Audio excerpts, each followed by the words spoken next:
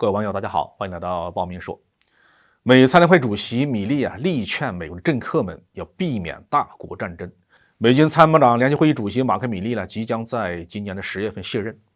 作为陆军出身的参联会主席，米利经历了特朗普和拜登两任总统，也经历了阿富汗撤军和乌克兰战争。不过他在任期内最主要的工作还是应付政客们的要求，筹备一场对中国的战争。米利作为军人世家子弟，一个有46年军龄的职业军人，对战争却远远没有政客们那么狂热。5月2号，米利接受美国外交事务网站的采访，制作了一期音频节目。米利在节目中尽力地向人们描述战争不是闹着玩的。节目中主持人首先问米利，乌克兰军队马上就要发动反攻了，能不能打赢呢？可是米利甚至都没有承认有反攻这回事儿。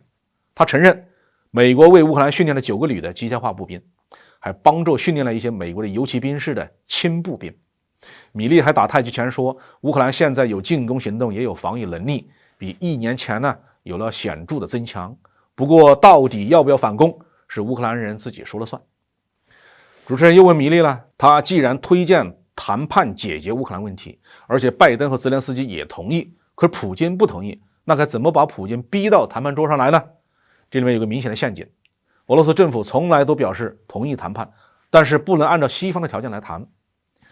米利是一个老练的高级军官，并没有掉进主持人的陷阱里面。他用长篇大论回顾了乌克兰战争的历程，然后给出了结论说，俄罗斯的2个战略目标都没有达到，既没有打垮乌克兰政府，也没有完全占领顿巴斯，还蒙受了巨大的损失。但是俄罗斯的战争能力还存在所以今年是不要指望战争结束了，只有当俄罗斯方面认为打仗得不偿失，才会有真的和谈。关于中美问题，主持人问米利，如果在18个月之前谈论大国战争，重点是中国。然而在过去的1年里面，有一件事让美国很震惊，那就是俄罗斯和中国日益亲密。那么美国能做些什么来防止中俄密切关系的长期化吗？其实谁都知道，中俄之所以会走得这么近，不但是2国彼此需要，更是美国政府逼的。如果不是拜登政府穷凶极恶，非要置中俄于死地，2国全面合作的步伐不会像今天迈得这么快。但是米利作为美军的高级领导人，他不能公开指责自己的总统和政府他回答说，无论以何种标准衡量，美国都是最强大的，但俄罗斯和中国也相当强大。俄罗斯和中国结成战略军事联盟不符合美国的利益，应该尽其所能确保这种情况不会发生。中国的领导人是一位非常坚强而且完美的现实主义者，中国的执政党也非常的现实。中国敏锐地意识到成本、利益和风险，不希望与美国发生全面的武装冲突，希望在不打仗的情况下实现自己的国家目标。所以中俄之间并没有建立一个全面、巩固、持久、有韧性的政治联盟。当然美国要竭尽全力避免这种情况的发生。在这次访谈中米利一直强调最好不要打仗，无论是对中国还是俄罗斯。不得不说米利的观点应该是近些年来美国的反华狂潮当中，美国高层人士对中国最为客观和理性的认识了。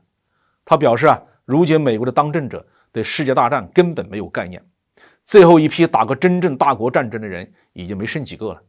米利还力守了2战期间各国的伤亡情况，对外交事务的主持人强调，战争是非常可怕的事情，世界大战不会是海湾战争那样的单方面的轰炸和屠杀。但如今在台上的美国政客们多数已经没有这个概念了。最近几年，美国的政治人物不断的挑衅中国和俄罗斯，就是在朝着世界大战的方向推进。真的打起来，上前线去当炮灰的是美国军队，而不会是这些挑起战争的政客们。米利作为一名职业军人，在各种场合反复的强调不要轻易开战，是因为他深知战争不是闹着玩的。然而从美国社会的现实情况来看米利是属于势单力孤，政客们恐怕不会听他的劝阻的。好，这期话题我们就说到这里。